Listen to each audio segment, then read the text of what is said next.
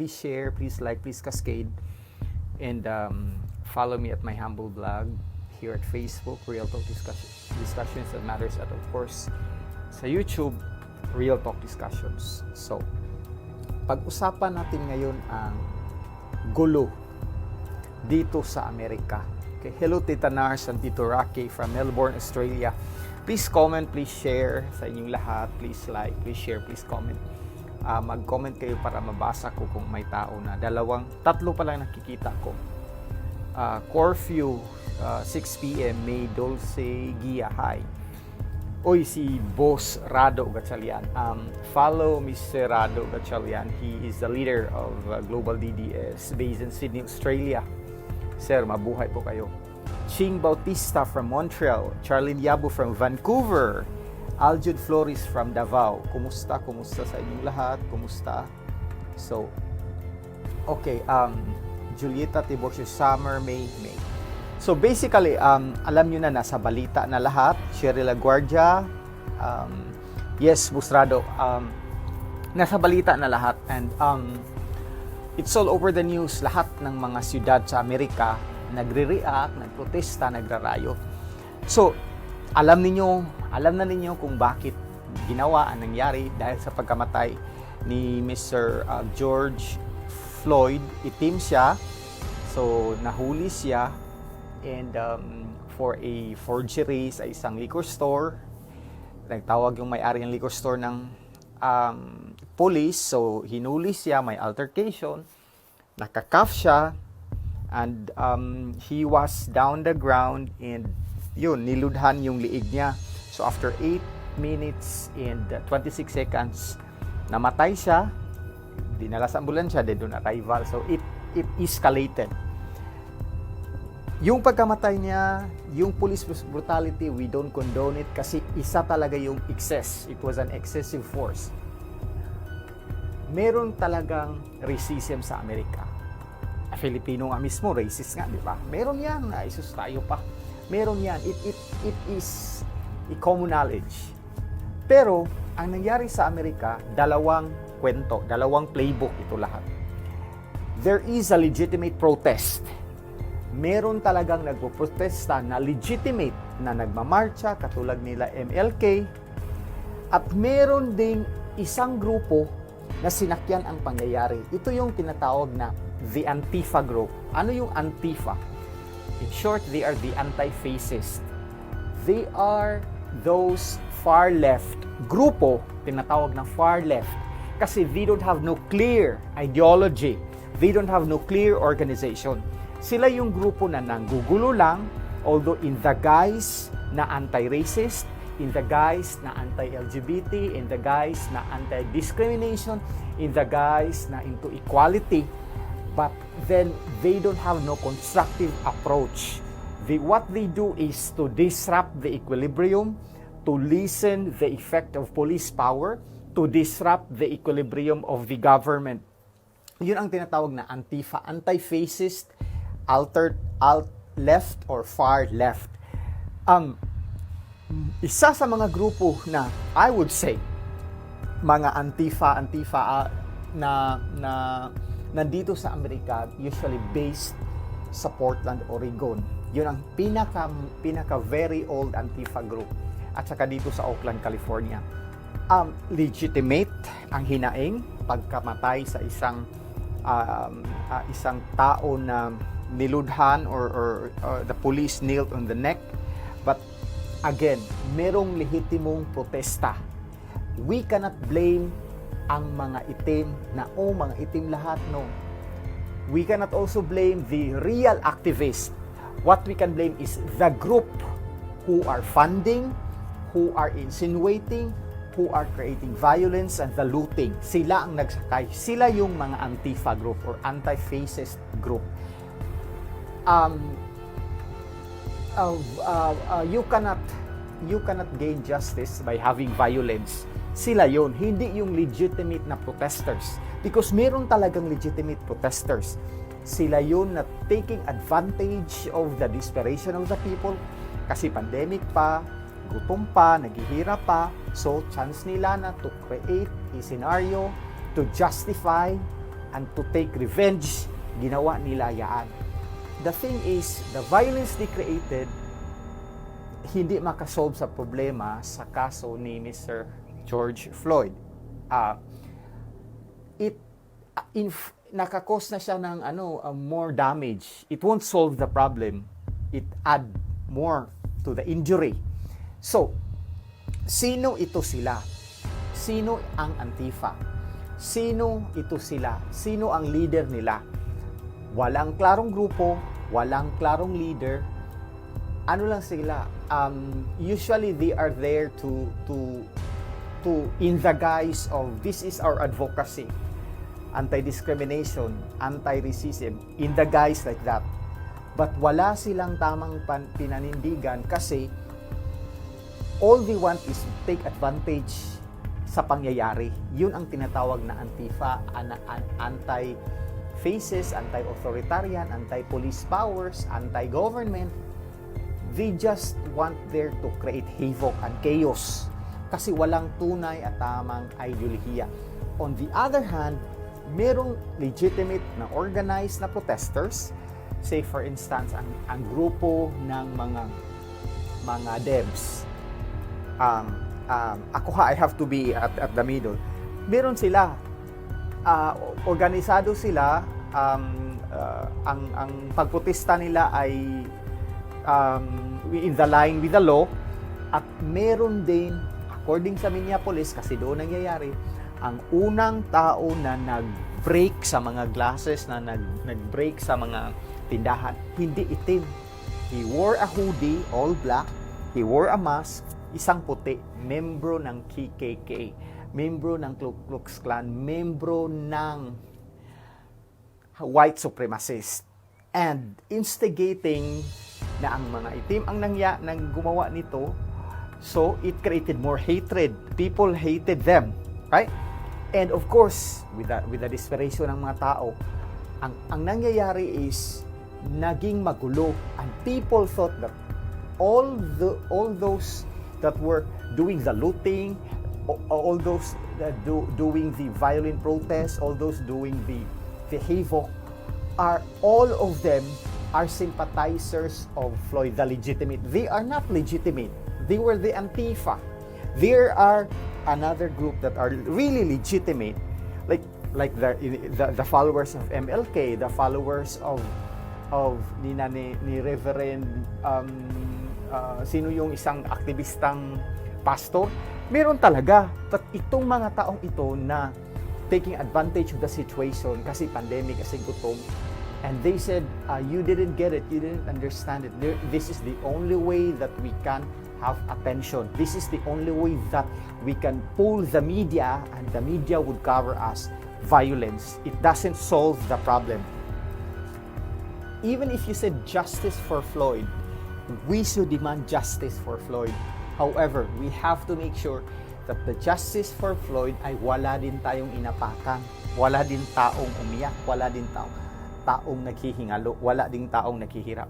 So ang sa akin lang is, it is very hard dito sa Amerika to really, kasi dito there are two taboos na pag-usapan. Politics and religion. Kasi walang manalo niyan dito. So it is taboo for common Americans to talk about it in any matter sa trabaho or so. Hindi mo yan, you don't touch that. About race and about religion and about politics, you don't touch it. It's a common it's a hidden rule. Kasi you cannot find a common ground, mahirap na. So ang mga tao dito, it's you just shy away from the topic. And which is tama din naman kasi it could cause ill feelings and everything.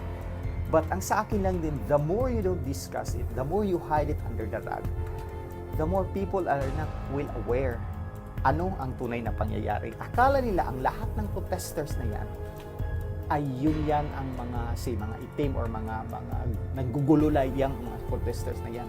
Merong legitimate na protesters na nagmamarcha lang. Yung mga followers sa MLK, peaceful protest.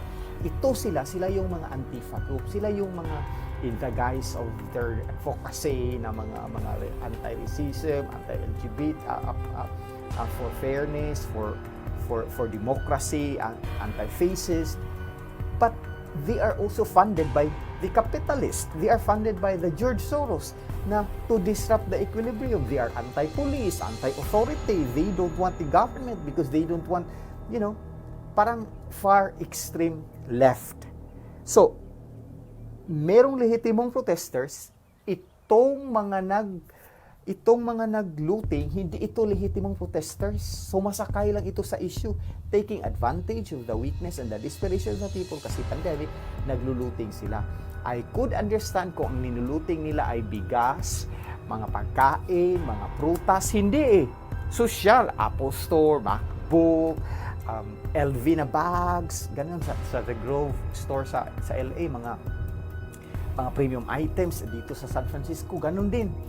So, it's not about their need na nagutom sila sa pandemic. Pandemic has nothing to do with it. Ginamit lang nila para makatake advantage on the desperation and on mga hinanakit sa tao. Kasi nga, we need justice for George Floyd. The same way na ginawa ni Mang Hussein dahil pandemic, taking advantage of the kamangmangan sa mga Pilipino na naniwala sa kanya at hanggang ngayon may ebidensya, hindi pa rin nila tinanggap ang ebidensya na ang inyong idol ay isang scammer. Yun, the same. I have to connect. Right? So, ang sa akin lang is, Hero Beryl Gagag.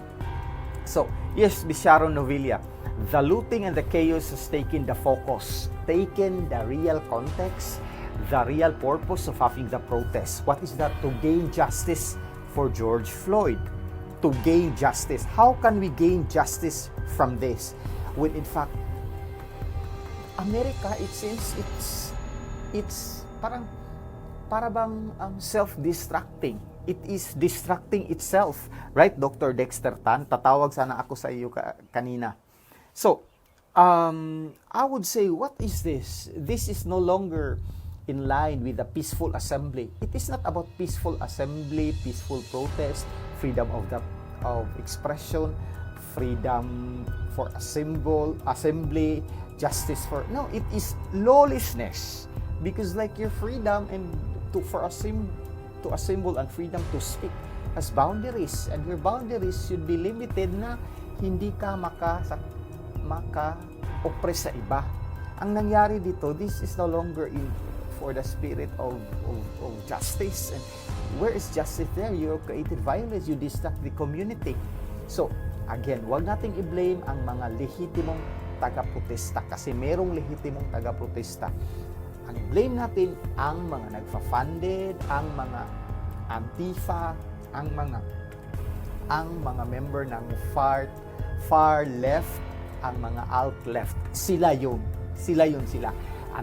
Anti-fascist, anti-government, anti-authoritarian, sa mga Pilipino, sino sila?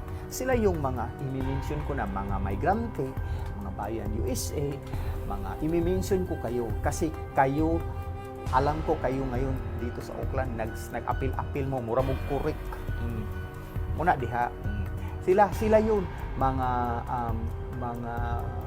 finance ng mga it's very ironic that they are shouting for like yung anti-Indo, yung mga anti-racist na mga advocacy, mga for equality and everything. Yet they are funded by capitalists, which these capitalists own companies, corporations. Sila yung nagsamantala sa mga workers. So it's a double standard. So there is a thin line kung ano ba talaga ang tama. People in the TV just doesn't realize. They thought, itong mga protesters na ito, gago ito. They are not the legitimate protesters kasi the legitimate protesters doesn't do it. They are there to create crime. They are there to create havoc. They are there to disrupt the equilibrium of the society. They are anti-police, anti-authority. They are there na manggugulo. In other words, they are more or less komunista. Right? So, ang sa akin lang, BLM is aligned with Bayans Chapter. Tama, Bayans Chapter. Mga ano talaga yan sila, mga walay batasan, yung mga migrante na yan. They are communist front. Sabihin ko na talaga, ako magre-respect kayo, communist front kayo. PSA, mga NAFCO, communist front talaga kayo. Communist front kayo. Nag-report na ako sa ILCAC, na-report ko na ang ginawa ninyo sa akin at lahat ng mga inaripusta ninyong mga ginaharas ninyong mga OFW, na-report na namin, hindi na kayo makapasok sa Pilipinas at mga PNP pa kayo, ipang-report pa kayo, ipang-deport kayo. Sabihan ko kayo. Galit na talaga ako. Tingnan nyo, mag-Tagalog ako, magalit pa ang Bisaya, di ba? So, Mr. Renio de la Paz. So, ang sa akin lang is, people that are the Antifa, taking advantage of the situation, of the desperation of, against the, of course, we need justice for the death of George Floyd. Taking advantage of the situation. Ikoniko ito, katulad ng ito ni Mangusin na taking advantage of the situation of the pandemic, na gutom ang tao, binigyan ng bigas, at drawing lang pala, at isang scammer talaga. Ulit-ulitin ko, hanggang kayo lahat ay magising sa katotohanan. And I noticed that most of the people who did not and who refused to accept the fact that this guy scammed the whole world, that this guy is a fraud, ay yung hindi dumaan sa formal schooling. Sabihan ko na talaga kayo kasi panay kayo, DDS tayo, BBM tayo, for a change tayo, yet supporting a scammer. Kaya if you don't realize that, then might as well go to the blog of Mangusin, Panbay there. Do not go to my blog because I don't like people who don't recognize the fact presented. Kasi nga nadala sa bigas, nadala sa, in the first place, hindi nyo na alam na he is taking advantage of the situation at hindi talaga ang tulong na tunitulila ng bugas, tunitulila ng kalbasa, walang natanggap na tunitulila ng picture lang yan. At kung sabihin nyo, kumusta si Yorme? Nakatanggap si Yorme ng 250 bigas. Of course, note that he has a foundation, Volunteers Against Poverty. So yung foundation niya ang nakayaman sa kanya. Kasi kung meron kang NGO, non-governmental organization, you need to exhibit charity work. You need to exhibit generosity, philanthropy. So ipakita mo talaga sa mga tao na namigay ka ng mga glasses o sang bugas, sa kilong bugas, binlod, ibuyok, o bigas, kalbasa, to validate your claim that ikaw ay isang pilantropo at mayroon kang NGO na kumpanya na tumutulong. Pero ang hindi alam sa mga tao, kasi naniwala sa tunitulidadang laway na tumalsik, na ito tunitulidadang bigas, pero saan yung mga defender na nakatanggap kami ng isang kaban na rice dito, isang buong barangay, wala kayong nakikita. Kayo lang ang nanganapaniwala na nagtanga-tanga, kayo lang ang naniwala. Saan? Takdikarga lang, tunitulila ng laway na tumalsik. Dapat ang defenders niya ay yung talagang nakatanggap talaga niya sa bigas. Yung talaga, nakatanggap ako dito, nakatanggap akong 3 kalubasa, nilukdo ko pag uli, ginuldog ko, niluto ko, wala, none. So kayo, you are refusing the fact na scammer siya, masakit pala. And you know what? This is a syndicate. I had a Zoom conference, no less, than the high-ranking official of the AFP, of the PNP. And ang theorya natin na he is supported, and there is a lead, na siya ay sinuportahan ng isang malaking insik, na isang negosyanteng insik na may pogo, at isang grupo na mga dilawan. At kung itinanong ninyo, bakit ngayon lang siya pinahuli, bakit ngayon lang? Of course, inupuan sa previous administration na kaalyado niya. Do you know the old saying, beware of Greeks bearing gift? Kasi ang argumento sa ila, ay, pro Marcos siya, pro Duterte talaga siya. Kasi nga, he praised the president, and kaya Marcos ang ginamit niya. If you know the phrase, beware of Greeks bearing gift, Trojan horse siya sa dilawan. Ano yung Trojan horse? Nagpanggap siya na siya ay DDS, na siya ay BBM, para makuha ang loob ng mga tao at mapaniwala. Kasi kahit anong gagawin ng mga sindikato na kalaban ni Duterte, ng mga detractors, ng mga dilawan, ng mga sindikato sa mga illegal na activity, hindi nila mabuwag-buwag kahit gaanong propaganda, i-frame nila si Robredo, i-frame nila si Trillanes, hindi buminta. Kahit gaanong daot, hindi buminta. So, pinasukan nila ng Trojan horse para nakita nila ang weakness ng DDS at BBM. We are very herd, H-E-R-D, herd mentality. Na nakita natin ang Pangulo is a hero-like, a savior-like, a redeemer-like, charismatic, malapit sa masa. People can relate. Malapit sa tao. You know? So, they get something na hindi kasapi sa LP para hindi mahalata. Unorthodox, out of the ordinary, unconventional. Kumuha sila. Ang kinuha nila, si Mangusin. And do you think Mangusin ay lalabas yan ng walang sigisandigan? Of course, lumabas siya na meron siyang backup talaga. At sino yun? Yun yung insik na mayaman, na may business sa mga online, allegedly, hindi ko i-mention. At sino yun on economic side yan ha? Sinong suporta niya on the political side? Itong mga dilawan.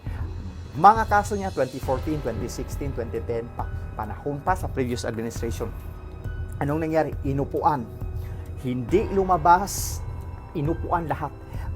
Anong taon siya kumuha ng tatlong passport? 2010, 2014. Sino ang nakaupo doon sa DFA at nakaupo sa Department of Justice? Sino? Di ba mga dilawan lahat? Bakit hindi lumabas ang warrant of arrest niya? Kinalimutan lang daw niya. At bakit hindi na ano yung mga na-serve yung warrant niya at even sa mga husgado? Hindi niya nakikita. Marami din siyang koneksyon na membro ng mga pulis, mga iskalawa, meron din. So, kung hindi dumating sa panahon ni Presidente Duterte at akala niya na ang NBI noon ay kagaya ng NBI ngayon, iba na. Akala niya tanga-tanga lang, hindi. Mas matalino sa kanya 1,000 times. At kung sabihin man ng iba na, ano ba kayo? Kung scammer pa yan, wala kayong common sense, lalabas kaya yan na magbigay ng bigas, makita yung mukha. Sana pinalitan na lang niya ang pangalan niya, ang mukha niya, para hindi siya ma-recognize. For one, nagawa siya ng krimen, Norman Pangusin ang pangalan niya noon, kaya niya pinalitan into FLM. And with that, he already concealed himself, hiding behind the hindi siya si Norman, hindi siya si Mangusin, si FLM siya, para mapagtakpan. Concealment of identity, misrepresentation, representing himself that he is a Marcos, representing himself na hindi siya si Norman Mangusin. Pero, since mabubuko na siya, nagkawang gawa. Ay, yung kawang gawa niya ay kailangan niyang i-exhibit sa mga tao na nabigyan. I did not say na walang nabigyan. Meron talagang nabigyan. Meron. And it is of highest calling na may mabibigyan kasi nagpanggap ka na ikaw ay Volunteers Against Poverty and a foundation. Nagpanggap ka na foundation ka. Hence, it is expected na may mabibigyan ka. Merong nabibigyan. Pero ang tanong, nagbigay ba siya ng resibo sa mga tinatawag na grantors or benefactors? Kasi kung may foundation kasi, kunyari, ako may foundation ako, real talk discussions, foundations ng kalabasa para mag-utan-utan. So, meron niyang si Coca-Cola, Procter & Gamble. For 2020-21, magpadala na ako ng sulat as early as now sa kanila na meron akong foundation, say for instance, Kalabasa Foundation, para maging matulis yung paningin ng mga tao. Magpadala ako ng sulat sa kanila, sa Coca-Cola, meron akong representative doon. Tapos i-assess yan nila ang foundation mo o saan ang beneficiary mo, ganito, ganyan. So mag-divide na yan ng pera kasi tax write-off yan sa may-ari ng mga kumpanya sa magdo-donate. Say for instance, okay, sige ikaw, bigyan kita ng $100,000 for next year. January, lalabas yung pera, pasok yan sa foundation mo. May funds ka na para pamigay kalabasa, pamigay bigas. Yun, meron ka talagang matatanggap. Kasi meron ang problema sa kanya, allegedly, as far as I know, hindi siya nagbigay sa mga benefactors or sa nagdo-donate ng pera sa kanya. And kung hindi ka nagbigay ng resibo, that means malaking chances ay binulsa mo. Namigay ka nga, hindi natin alam, 10%, 5% lang ba sa total grants or amount of money na natanggap mo. Kasi kung foundation ka na, we are talking about millions, if not billions of money coming in, especially if you have a very good officer that will connect to big organizations that will donate. Ganun yan. Kayong mga walang alam kung ano pag-set up ng non-profit organization, ng charitable institution, ng philanthropy work, hindi nyo to alam, akala nyo ganyan kadali. Hindi ganon, may proseso.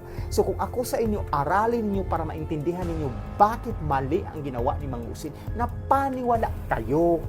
Napaniwala kayo. So, ang sa akin lang, pinamimigay niya sa para ka panipaniwala. Ang sa akin lang is, yung mga sinasabing, ito ha, kung sa Amerika may tinatawag na race war, yung sa itim, sa puti, mga yun. Tama ang NBI that they were filing and citing to sedition because he is instigating sedition. He is instigating class war. Na tayong mga mahirap, inalipustan ng mga mayayaman. Ang mga mayayaman ay walang ginawa. Kaya magmayaman challenge ako, mamimigay ako ng bigas, mamimigay ako ng kalabasa para mapaniwala ang mga pulubi, para ako ang hero ng mga pulubi. Hindi nyo yan naintindihan. Not knowing that, itong mga mayayaman, hindi ako mayaman ha, itong mga mayayaman, they have their own corporate foundations. Hindi na kailangan ipagnalandakan pa na ito yung ginawa namin, namigay kami ng paaralan, namigay kami. They do it in the right way. Kasi each of the company, anybody who owns multi-million-dollar company should have a corresponding foundation para doon isalang ang mga tulong-tulong.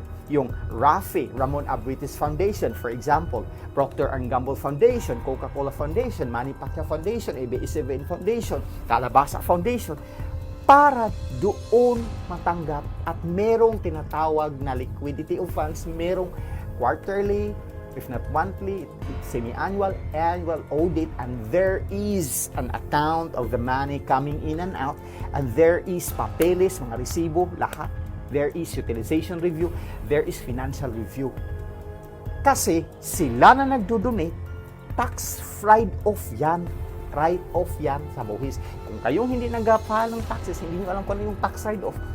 Kunyari, income mo on a year, say 100,000. Kung nagbigay ka ng say 20,000, i-tax write-off mo yun. Say for instance, 5,000 of that, tax write-off mo. So instead of tax mo is 30%, madidecrease na kasi meron kang charitable work. Ganun yan. Ganun. So, I hope na intindihan ninyo. Pero kung isang tao na, magbigay-bigay lang dito, walang resibo sa BIR, ang sa alam ko ha, inutingkay lahat sa BIR, wala siyang record. So yun, hindi ako magsasalita na bakit ako maninira ang tao, hindi man ako ganun. Sa akin lang is, huwag tayong mapaniwala, kasi mali man din yan na ma-scam tayo, hindi man yan tama kung mapaniwala tayo.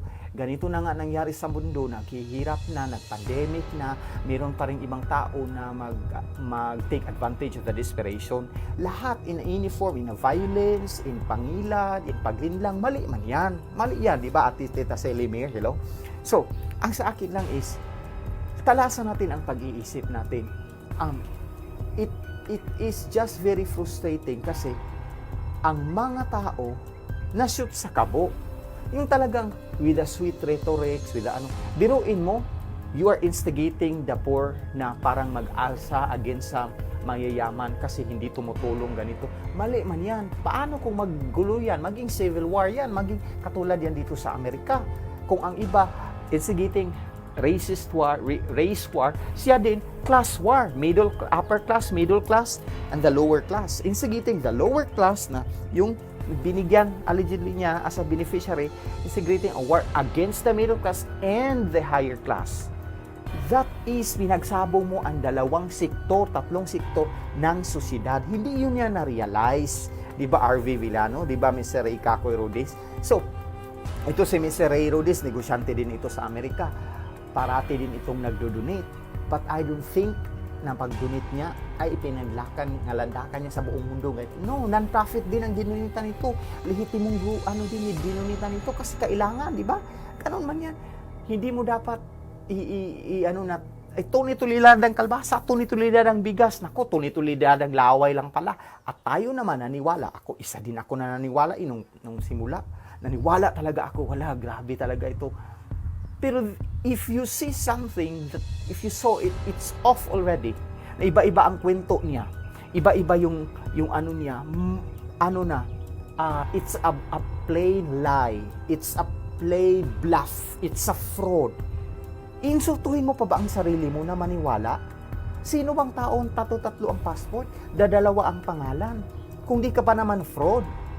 Sino bang tao na mapaniwala, magsabing, ito 2,000 na ka ba na bigas, ito ipanibigay ko, pero ni isa warriors na supporting niya ay hindi man lang siya na-defend. Kami nakatanggap kami ng million, meron isa, dalawa, less than 10. And you cannot blame that kasi dapat as a foundation, meron talagang bigyan to exhibit the fact that you are a foundation. Otherwise, if you don't exhibit the fact, you cannot validate yourself that you have a foundation. Hence, binusa mo lang lahat. Right? Hindi talaga nakikita. Ang sa akin lang, hindi ako nanila ang tao, hindi ko yung gawain. Ang sa akin lang is to educate you.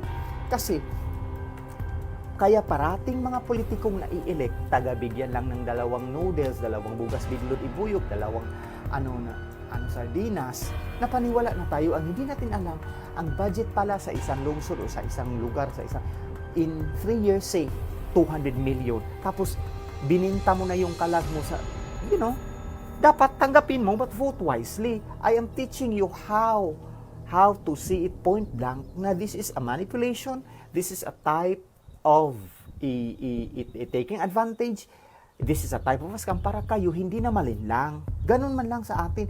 Kailan tayo matuto at sabihin niyo, mga politiko nga, mga scammer nga, ganito ganyan, mga kurakot nga, hindi pa yan sila na holy, ganito ganyan. We are talking right now about mangusin. Do not divert the issue. We are talking about right now that he was on the spot. So, yan ang pag-usapan. At huwag niyong sabihin, you are judging. I am not judging. I am relaying facts based on the evidence gathered and based dito galing sa isang biktima nga, si Miss Sharon. You cannot justify na, nagbigay siya at the time of pandemic. We don't care kahit galing pa yan sa Satanas.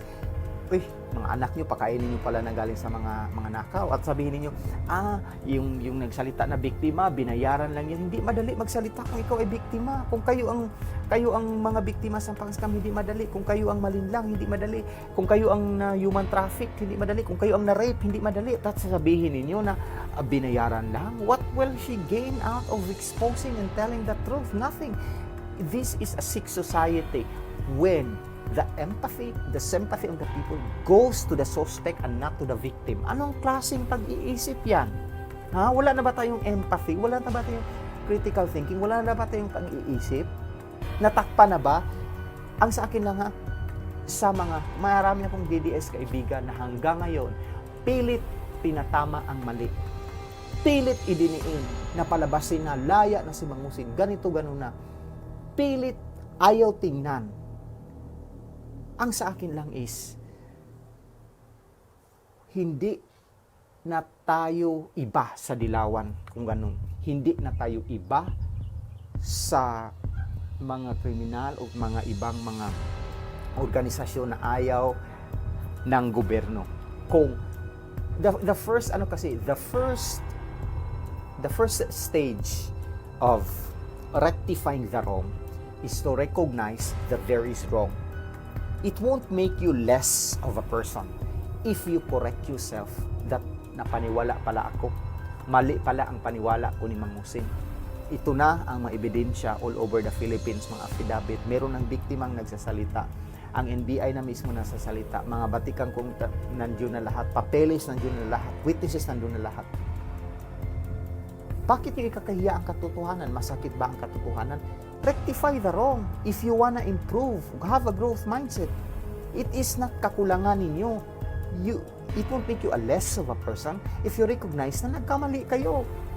That is how we learn. Life is about learning curve. Bakit ayaw ninyo? Kasi gusto niyo na perfecto kayo sa paniwala ninyo. Ako nga, napaniwala ako noon ni Mangusin. And I admit that. Isang video, dalawang video niya, pinupost ko kasi I was his admirer. Third, live niya, sabi ko, this is off. There is inconsistency of statement. Because even in science, to vet out and to validate accuracy, there should be consistency of events. There should be consistency of clinical study. The stages set in place, the methodology set in place, kunyari gagawin sa Amerika, will replicate with the same result. If the same methodology, the same design, the same number of people, the same process sa Amerika, sa Pilipinas, sa Europe, sa ibang country.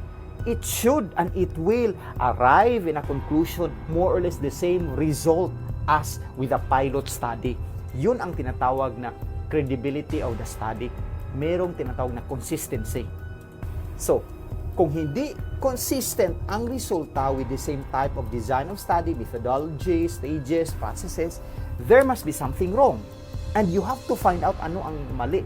Sa kay Mangusin, words pa lang niya inconsistent na. Napaniwala ka la. Tao na dalawang pangalan, iba't ibang rason. Una, anak siya ni Pacifico Marcos. Pangalawa, anak siya sa labas ni Ferdinand Marcos, former President Marcos. Pangatlo, nagising lang siya, sabi ng nanay niya, from now on, Francis Leo Marcos ka na ha. Ikinukubli niyo ba yan? Mali yan. Alam niyo na inilag na tayo. Yun ang sa akin ba, mag-walking ako kasi na. Mali yan. Blinaf na tayo. Ang sa akin lang is, you did not recognize that. The fact na tatlo-tatlo passport niya, iba't ibang pangalan. Sino bang taong matino magkaroon ng tatlong passport, iba't ibang pangalan? Kung hindi ka ba naman fraud? Sino bang tao na may mga reklamo, Luzon, Visayas, Mindanao, from Jensan to Benguet to Cordillera, Nueva Ecija, Canada, France, iba-ibang lugar may reklamo siya. Itong mga taong ito ay ordinaryong tao, hindi siya kilala. Sinong sumisira sa kanya? Sisiraan lang isang nagpanggap na bilyonaryo-milyonaryo ang kalaban mo, tapos sila ordinaryong tao. Sisiraan lang na na-scam ng, say, 200,000, inipon ng 10 taon, 500,000, 10 taon inipon. Manira lang? Ha? There is, if isang kaso o dalawang kaso lang yan, the same lugar or kahit kaiba pang lugar, I would say, baka siniraan lang. Pero ito hindi eh. All over the Philippines, may mga biktima. That being said, kung ginawa mo isang business, maybe, lapse in judgment.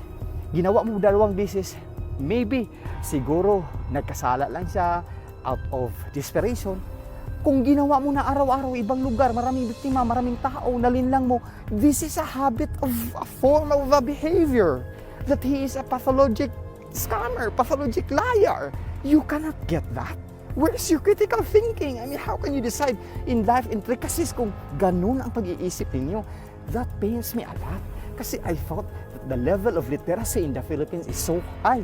But man, I tell you, this is 20th century. Naging bobo. Anong nangyari sa atin? Ako, I don't care if the name of the person is Francis Leo Marcos or Norman Mangusin. I don't care if the name of the person is Tampulana, the name of the person is if he is making people doing it to manipulate and take advantage of the weakness and desperation of the people at the time of pandemic. Di niya realize, double insulto yan sa inyo. Ano ba kayo? Magising kayo sa katotohanan. Like what I said, if you don't believe me, then that's fine. But have an open mind. At huwag niyong sabihin na, bias ka lang, doon ka nakinig sa biktima. Sir, hindi ako bias. The fact that ako noon ay admire Mangusin. Ako noon ay totally, I reposted his blog. Napaniwala din ako. But I realize it's wrong. Na may inconsistency na. Hindi pa ako nag-comment and galing mismo from the camp of BBM na siya ay fraud. Galing mismo sa NBI, I receive a lot of victims affidavit. Na-interview ko ang isang biktima. Will I still defend my stand that he is more of an angel than a devil? It is an insult to my intellect. What will I gain na manira ng tao?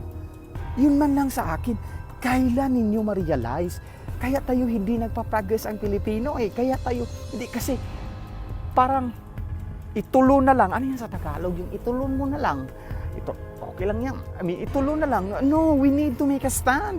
Sa mga issues sa mga bagay-bagay. Hindi tayo na-improve. Kasi yun ang pag-iisip natin hanggang ngayon. So, it's really hard. And kung sabihin ninyo na Siya nga namigay at the time of pandemic. Ikaw, may natulong ka ba?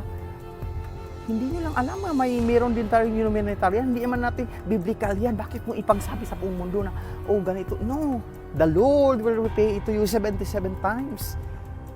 You know, that's why there is a foundation, kasi the foundation will take care of it.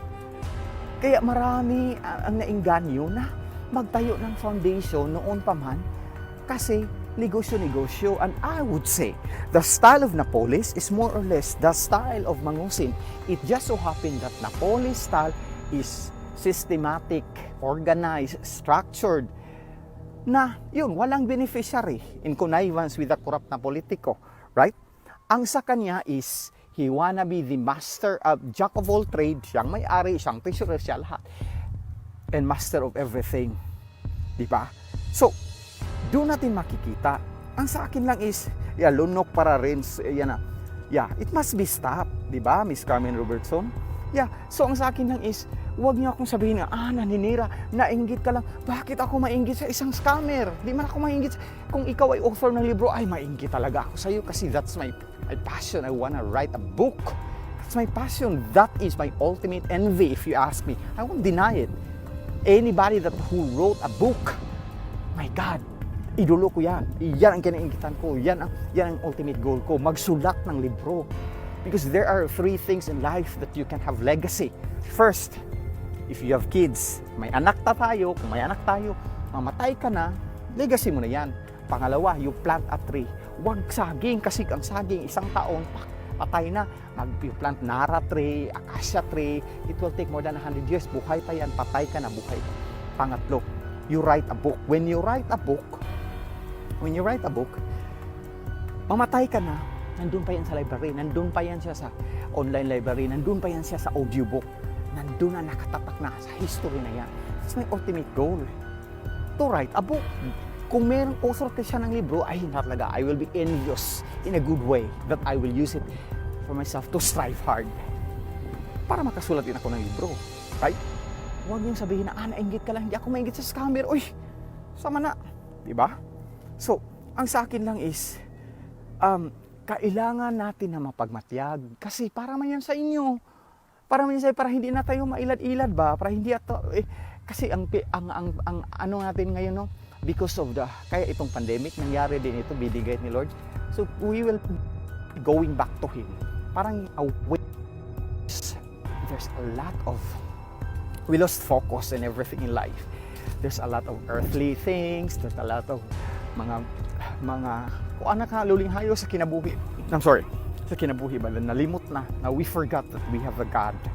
And people, it's natural for us that our longing or our wants is an ending.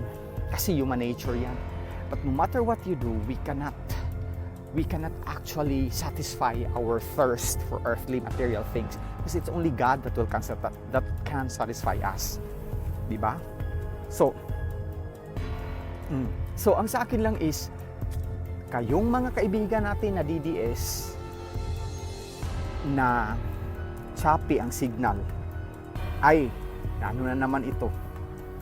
Kayong mga kaibigan natin na DDS, na hanggang ngayon, mangusin pa rin, I respect you. I don't ask you to believe me because who am I? I ask you to assess the situation, listen, put your lens, put a mindset, put yourself into the feet of the victim. Kung ikaw ang na-scam, kung ikaw yung naagawan ng lupa, kung ikaw yung na-human traffic, kung ikaw yung na-rape, kung ikaw yung nag-donate ng 2,000 kaba na bigas, pero ang naibigay lang ay 100 lang pala o 10 lang pala.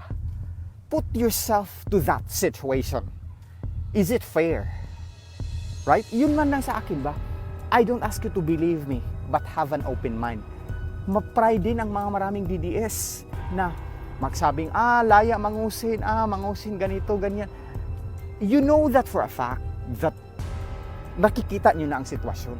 Ayaw nyo lang tanggapin at i-rectify ang mali kasi gusto ninyong panindigan ang mali. Kasi pride din kayo. Ako nga, I admitted it that I was his admirer at first. But I rectified the wrong because I know it's wrong.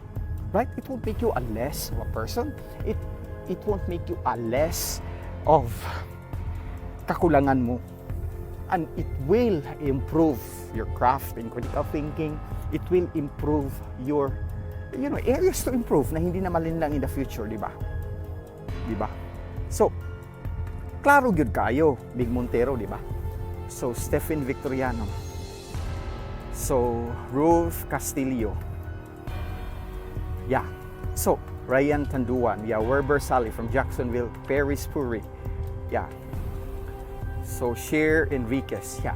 So, ang sa akin lang is, mapagmatyag, and kailangan natin ngayon is dasal.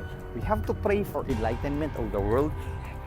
You have to pray for the people na nagprotesta legitimately, kasi mayroong legitimate protesters, and we have to pray for those looters na mga Antifa group na mga membro sa mga nabayaran or membro sa mga grupo ng mga Antifa, kasi they were funded, right? Chris Sanchez, right? Mr. Dags Bautista, hello, right? Mr. Rado Gatchalian, hello. So, Tita Sharon Novela, Bro Alex Obinis sa Darwin, Australia, yeah. So, ang sa akin lang is, manindigan tayo. Hindi para sa akin, who am I? I am nothing. Hindi para sa ibang tao, para sa sarili. Para sa sarili lang. Kasi, every day is a learning curve. Kung nagkamali kayo, napaniwala kayo kay Mahusin, correct it. Kasi nakikita mo na, ininsulto mo ang intellect mo. Kung hanggang ngayon ay pinaniwala mo na wala siyang ginawang masama, na angel siya, kung hanggang ngayon, justify mo na itong taong ito ay talagang tunay na philanthropist at hindi naningnang at namigay at the time of pandemic. Ang hindi mo lang alam, meron ng facts from the NBI and everything, panakip-butas lang pala sa mas malakihan na scam. So, will you still convince yourself that this guy is an angel? Kung sabihin yung bias ka, nakinig ka sa biktima, hindi ako bias. The fact na I admire him before, the fact na every day, every hour, ilang pages na grupong sindikatong mangusin, mga online game, mga FLM, blah blah blah, sa mga YouTube, sa mga Facebook, more than hundreds ang inimbestigahan ngayon ng NBI, ng CIDG. The fact na their narratives are on the airwaves, day in and day out, hindi bias yun. Because sa malayang talakayan, and for the sakeness, a balanced decision making, to arrive in a justified conclusion in a discerning manner, you need to listen to the both sides of the argument. And kung ngayon lang, last week lang, napakinggan natin ang side ng biktima at itong mga papilis nila in-entertain, sabihan na bias. Bias ngayon lang, for more than a month, puro narratives na ngusin. Ngayon lang, tapos naging bias ka. Kayo ang bias, do not, how could you rectify the wrong when you block your senses? Kasi you are sold out to that person. Like what I said, you have to put your mindset on the lens and two equation. Ito ang kailangan, kasi ito ay hindi tinuro sa atin, the critical thinking process, hindi tinuro in a formal schooling. Ang methodology of teaching natin is good to know. Jose Rizal ay namatay sa Leonita, ganito, ganyan. Sino yung first pangulo ng bansa? Si Emilio Aguinaldo, ganito, ganyan. But what's the story behind? What can we take moral lesson out of that? What wisdom can we gain? What is the story behind na hindi pinakita, hindi sinulat namin sa libro? How it will impact us in the future? How can it will help us navigate down the road? What lesson? Wala! Yun ang kulang. Yun ang kulang sa atin. At yun ang dapat nating tingnan. Araw-araw na pamuhay, yun talaga, we need to revise the teaching methodology. We need to revise everything. It's work in progress. Yun ang kulang at yun ang kailangan. Diba? So, yeah.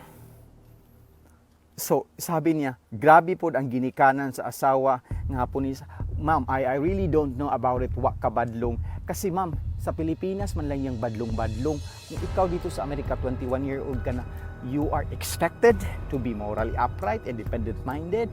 You are expected to be there, standing on your own na ano. I mean, hindi man yan katulad sa badlong-badlong, wala man yan dito, ganyan. We are responsible of our actions. Ganun yan, ma'am. Ganun yan. Level up your thinking. Ganun yan. Real talk. Sino pala ang nasa likod ni Mang Musin? Hindi ko unahan ang law enforcement. Meron siyang isang insect na may-ari ng kumpanya na legitimate na company na mayaman. Meron siyang benefactor na malaki. Meron din on the economic side. Meron din siyang political PR operator. At ang grupo nila ay isang No, thank you. Biruin mo, sinabihan ako sa tao, you wanna beer daw. Ganyan ka-friendly ang matao ngayon. You wanna beer. So anyway, nag-walking lang ako. Anyway, so ang sa akin lang is, wag natin unahan ang law enforcement. Kasi noong alam na natin na he was a dad, it was a fraud, hindi tayo nagsalita eh. Sabi ko, we will wait for the law enforcement to do its job. So yun, nakulong na siya, diyan na lahat. And ang sa akin lang is, huwag kayong maniwala sa akin. Di ba? Happy birthday, happy birthday, Lina Julina Day. Liti Masurahay. Huwag kayong maniwala sa akin kasi ayaw ko kayong nakunan ng sariling pananaw. Ayaw ng karapatan ninyo in deciding based on this perspective that I share. Gusto ko na gamitin ninyo ang tinatawag na judicious thinking, critical thinking, yung sarili ninyong decision making. Ayaw ko na maniwala kayo sa akin. Gusto ko lang marinig kayo sa two sides of the equation. Sa lahat ng followers ko noon pa, ito parati sinasabi ko, I am not the gospel of truth. I am sharing this based sa pag-analisa. Kung maniwala kayo, okay, fine. Thank you. Kung hindi, that's fine. I respect you. But please have an open mind. Listen to both sides of the equation to arrive in a conclusion na tama. Right? So, sabi ni MG Montero, mukha pa lang ni Mangusin scammer na. Ako, I won't say based on the looks, based on the physical appearance. But you could tell something was off. Kasi kahit rags to riches ka na milyonaryo o bilyonaryo ka, meron kang tinatawag na finesse. Meron kang tinatawag na mag-level up yung etiquette manner mo. Mag-level up yun, hindi ka mabula. You know, you need to level up. When you improve in life, you have to level up. You have to level up how you deal with people, your etiquette, your courtesy, how way you speak. You level up. Ganun man, tinatawag ng social etiquette. SQ, social quotient. Natural na lalabas yan kahit wala kang pinag-aralan. Natural yan sa tao. Pero sa kanya, wala eh. Wala talaga. So I cannot blame people na magsabi, kung ano, sa itsura pa lang, hindi na halata na bilyonaryo at milyonaryo. You cannot assert that in all cases. Look at Jack Ma. Jack Ma is a billionaire, the owner of Alibaba. But look at him. He looked like that, but yet he's a billionaire. He has a good heart, right? You really cannot, na makikita mo. Kudos na lang yun kung napalitan yung mukha mo, nagumaganda yung sa paningin ng tao kasi may mabuti kang kalooban, hindi ka bulala at hindi ka mahambog. Yun! Diba? Yun man na talaga. DXN, judgmental ka tanga. Thank you. Ma'am, kung sinabi mong judgmental ako, ikaw na sinabihan mo ako na judgmental ako, hindi ka ba nang-judge sa akin? Kung ibalik ko sa'yo, kung sabihan mo akong judgmental ako, ibalik ko sa'yo more than 100 times, tanga ka rin at mas tanga ka. Right? Okay lang. Ikaw ang judgmental because I'm presenting facts. You don't have to believe me. This is what I thought based on the perspective. Have an open mind, have a growth mindset. But if you lack critical thinking, if your level of education is not there, you would say tanga, you would say judgmental ang tao. Yung sinabi mo sa akin judgmental ako, di ba nang judge ka rin? So both of us, all of us are judging, right? But in the first place, I am just presenting facts. This is my platform as a social media influencer, right? I don't ask you to believe me. I mean, just weigh things out. Ganun lang yan. Diba? O, Dibora Kamasora, hero. So, salamat, Chatterain Pimentel, Jen Santos. So, sa akin lang is, we have to level up our analysis and level up. Social media is a two-edged sword. Ano yan? Para siyang bibigyan kita ng kutsilyo. Ang ibang tao gamitin ang kutsilyo paghiwa ng mga lamas, paghiwa ng vegetables, make it out of value. Ang ibang tao pag mabigyan ng kutsilyo gagamitin para pandunggap. So you choose. Sa side natin, we are trying to educate you all na gagamitin ang social media as a sword to slice the lamas, the spices, the fruits, the vegetables para ma-nutritious ang pagkain natin, para ma-empower tayo, para ma-critical thinker tayo in our decision making. Or gamitin ang kutsilyo para linlangin ang social media, gamitin para linlangin kayo, para maging tanga, maging bobo kayo, maging mangmang kayo at papaniwalain kayo saan kayo pumili. I tell you, do not believe me. It's either their words or tayo na trying to educate lang. Yun lang. Life is simple. Do not make it so complicated. Diba? Arnold Orbulante. Pasagdae na sila ilang kilo bukas. Sakto, sir. Jen Santos, Mariette Soberano. Susan Jeronimo, hello. Shirley De La Cruz, ma'am, salamat. Edith Brace, thank you. Ang sa akin lang is, we have to use social media in a right way. Social media is there not only to entertain us, it is there to educate us. Primarily, according to the Facebook owner, ang nag-pioneer dito si Mark Zuckerberg. Social media, Facebook is created for meaningful connections. Part of the meaningful connections is educating the people ano yung tama at mali, empowering the people, gaining insights na maka-benefit o valuable value. Hindi ito ginamit para maglibak-libak, para manira ang tao, para manilang ng tao, para mapaniwala ang tao, para pasikat, para painggit. Hindi ito ginamit para ganun. Pero merong mga taong ganun talaga ang kaluluwa at visit ang interest. And sorry, I am not one of them. Kaya nga sabi ko, it's not how many likers you have, how many followers you have. It is how you impact, how you use the social media to benefit others. Yun man lang ba? What will I get from this? Wala man akong sahod dito. Diba? So, ang sa akin lang is, yun lang talaga sa akin. Emmanuel Aquino, throw daw, sabi niya, Chris Sevilla. Yeah. So, mga wala na sila. Yeah. So, ang sa akin lang is, talasan ng pag-iisip, and Shirley De La Cruz, ang sa akin lang is, meron tayong utak. Gamitin ang frontal lobe. Wag ang middle lobe, yung arctic brain, yung subconscious bias. Wag. Tanungin ang sarili, tama kaya ito? Saan ito galing? Anong motibo nito? Totoo kaya ito? Tapos, put your lens on his side. Na, nagbigay talaga ito, ganito, ganyan talaga. Tapos, pag may lumabas na ibang kwento, put yourself into that. Totoo kaya ito? Bakit niya nasabi ito? Bakit siya lumabas? Straightforward ba ito magsalita? Spontaneous ba? Hindi pa ito gawa-gawa? Hindi pa ito nagbobola? Hindi ba ito pasakalye? Hindi ba ito kwentong kutsero? May inconsistency ba sa sinasabi o wala? Totoo ba ito? Ganun. And then you arrive in a conclusion para tayo hindi malinlang at mailad. Yun lang talaga ang sa akin. Remove that get. Remove that, ganito. Remove that. What will I gain? Nothing.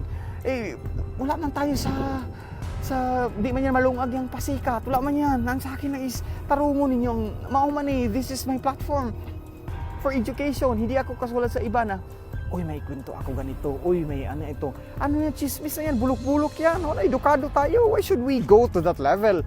Magbumburadyo ka na lang o mag-ano ka na lang doon, mag-tabloid ka na lang. Di ba? It's not like that. Hindi tayo ganun na tao. Hindi din ako santo. Di ba? So, yun lang sa akin, a platform for education. Maniwala kayo sa hindi, nasa sa inyo. Ang nangyari dito sa Amerika, wrap up na, may looting, may riot dahil pagpatay sa isang itim, pinatay sa isang police, overkill. Kailangan makamit ang hustisya, right? Kailangan makulong ang pulis na puti. Dapat magprotesta sa malayang pamamahayag at malayang pag-assembly, magprotesta para ipahayag ang saloobin na mali ang ginagawa sa police brutality, mali ang racism. But wag lagyan, wag sa Bisaya, dili saktan ba, dili dungagan ba og violence, og looting, og pangawat, because no matter what protest you do, no matter what reaction you do, no matter what castigation you do against the killing of Floyd, if you add up violence, looting, anarchy, you add up lawlessness, that is no longer in line with a peaceful protest. It won't help. A violence won't help with another violence. Kailangan na keep calm and keep cool. Protesta sa tamang pagprotesta. Huwag maging violente at huwag mapaniwala, mapagmatyag. And since discernment is high level of thinking, it cannot be achieved by ordinary na pagtingin sa tao, sa pang-isip. Kailangan niya ng guidance. I am not a spiritual person. I'm not a religious, but I'm a spiritual person. Every one of us believe in God. Either Allah, either Jesus, or ano yung religion ninyo. Basta sa akin lang is ask guidance and pray somebody from above to enlighten us. Yun lang. Salamat sa inyong lahat. Thank you. Jones Jit April, hello. Mi Jin Choi from Seoul, Korea. Glitz Ginto, yeah. Si by Fitz Montaire, special thanks to Mr. Rado Gatchalian of DDS Sydney and Miss Sharon Novilla. Ito si Miss Sharon, biktima ito ni Mangusin. At grabe yung nalahad ni Miss Sharon sa atin, ha. Grabe yung nalahad niya sa atin. Malamig na, mauwi na ako. Grabe yung nalahad niya sa atin na kwento about Mangusin, but I am not in authority na magsalita about sa mga statement na na-file niya sa CIDG kasi nandun na yun. So hayaan natin na the law will take its course. At again, last na lang, sa mga tao nagsabi, ipaubaya na yan sa husgado kasi nandun na yan sa husgado, hindi na yan dapat i-discuss, pabayaan na yan, para bang busalan ka na pagtakpan ang pangyayari, na pagtakpan i-discuss si Mangusin. No, you are wrong. The fact that Mangusin used social media to forward his agenda, used the social media to do the challenge, used the social media to linlangin ang mga tao at mapaniwala. The same platform that he used to forward his agenda ay gagamitin sa kanya sa paghimay ng mga kwento at istorya para malaman ang katotohanan. Do not take that away from us. Do not take that away from people who want to have an enlightened discussions. Yun lang. And may marami pang mga vloggers sa mga YouTube na nagsasabi, sige, debate tayo, ganito, ganyan. Natawa ako. Sabi ko, hindi ako sasali sa debate ninyo kung mga walang kabuluhan. Dapat kung mag-debate tayo, ha? Modesty aside, member ako ng university debating team noon sa college. So, modesty aside, hindi ko yan. Hindi ako natatakot sa debate. Pero wag lang mga hambog-hambog ng mga PI na mga dapat parliamentary debate. Yung ganun talaga, para educational, ganun. I miss that. I miss debating, Pero wag lang yung mga pasakali na debate sa barbero, debate sa mga kalsada, wag lang yan kasi wala yung value na makuha. Kayong nanonood, parang tatawanan lang. You're educated, you don't go down to that level na. Hindi, dapat gamitin yan sa tamang paraan. Yun lang, diba? So, MG Montero, diretso sa barbecue. Asa man inyo habay? Aham ka sa Amerika, si Sardilio, hello. Ruth Castillo, Vilma Valencia, Jean Santos, mabuhay at pagpupugay sa inang bayan. Ito talaga, Bro Rado Gatchalian is one of the pioneer leader of the DDS Global based in Sydney, Australia. Ito talaga ay grabe. Saludo ako nito sa talino, sa critical thinking, sa kabutihan, at for real change. One of the trusted leaders sa DDS Global, based in Sydney. Mabuhay po kayo. Sabi ni Sharon Novilla, si Sharon ito yung biktima, ha? Ay, sus ma'am, I'm sorry, I missed your last name. People that received any goods from FLM is now from a proceed of a crime. Tama. Hindi natin pakainin mga anak natin ng galing sa illegal. Yeah. Sino pa? Shirley De La Cruz, Daghan Gahiolo, Harold James Determan. Hi, how are you? Good, thank you. Dilarmente, hi. Tingnan nyo sa Amerika, kahit hindi magkakilalang tao, pag may kuan ba, may masalubong. Hi, hello, hi, how are you? What's up? How are you doing? Ganun. Kahit hindi mo kilala. Sa Pilipinas, isig pa kuan na man, ganun. Katsuy, pag kuan, marang mga hilas kayo ba? Diri, wala. People are courteous and polite, right? So, So, salamat kaninyong tanan. So, ang sa akin lang is, you don't have to believe me because sino ba tayo? Open your mind, have critical thinking, para ganun lang talaga. Ganun lang. Para dito sa inyo, sa buhay, mag-away kayo sa inyong kabit, mag-away pa. Dapat ito yung strategiya, mag-away kayo sa asawa niyo, may misunderstanding kayo sa anak ninyo, may sa kapitbahay, sa coworker, dapat marunong kang manuri, marunong ganun dapat kailangan. Hindi ka patakag-putak-putak na hindi tama. Diba? So, Edith Brace, hello. Salamat sa inyong tanan and take care, ag-amping kamo, especially sa Filipinos na naa sa Amerika. Especially sa COVID, kasi I really believe after dito sa protest, magdami ang ma-infected ng COVID at marami pang mamatay. But let us pray and be safe. Pilipinas, so my family, relatives, and friends in America, in the Philippines, all over the world. Thank you. Follow me at my YouTube account. Di pa ako marunong mag-YouTube. Ito, ginawan din ato ng issue ha. Ikaw talaga ang pahina. Kilala kita, nasa Canada ka, nakikinig ka sa akin ngayon. Ginawan pa naman ang issue na 1,000 na daw ang followers ko, hindi pa daw ako ng 1,000. Tapos nagpinamimira daw ako, paano ako mamimira yung taon? Uy, simba ko. Tapos, nag-YouTube ako kasi parati tayong pina-fact check sa Madilawan. Hindi nga ako marunong mag-YouTube. Dapat ngayon doon ako sa YouTube kung namimira ako. Dito pa ako nagla-live, di ba? Hindi ako marunong doon. Sa akin na is my alternate account ako. Right? So, mag-jogging pa ako. And salamat sa inyong lahat. And I love you all. YouTube account, Real Talk Discussions. Please subscribe and of course dito. Thank you for tuning in. I love you all. Bye-bye. LV. Thank you. I love you all. Bye.